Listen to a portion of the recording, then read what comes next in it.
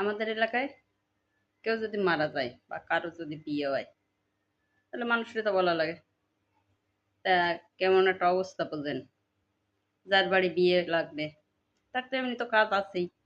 তারপরে আত্মীয় স্বজনের এর রাগ হয়েছে, এর অভিমান হয়েছে, এর ভালো রে কবা হয়নি, মায়ে দেখতে যাওয়ার সময় এক ফিরেও তো কয়ে গেল না, সে আশীর্বাদে ডাকতেছে।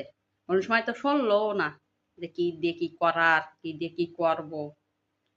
এটা করতে করতে বিয়ের আনন্দ তো মাথায় উঠে যাবে। এরপরে বরযাত্রী এ বিয়ে যাবে, কেউ বিয়ে যাবে না, এই যে নিয়ে আরো কত কাহিনী রে। এই করতে করতে যারকে বাড়ি বিয়ে, তারকে বিয়ের আনন্দ টানন্দ সব গেছে। আর যে বাড়ি ভাই কেউ মরবে, মরে গেলে তারা কোন সময় কান্নাকাটি করবে? তারকে তো আত্মীয় স্বজনকে ফোন দিয়ে কওয়া লাগবে অমুক সময় মরেছে, তোমরা আসো, অমুকরে ডাইয়ে নিয়ে এসে নে, অমুকরি কইয়ে নে, আমি ফোনে পাচ্ছি নিয়ে। নাই আবার কবে আমার বাড়ি কাঠুরে রাখতে আইলো। হুম, ফোন করে দায় সারিয়ে দিছে। এবার এক বাড়ি যদি ৩ জন মানুষ থাকে, একজনরে ফোন করে করলে হবে না। একজন আর একজনরে কবে তোমারে কইলো তো অমুকরি ফোন করে কয়েছে, হ্যাঁ, যে ও যাবে, আবার শুনবে যে পাশের বাড়ির আলাগিয়া কি কতি কয়েছে।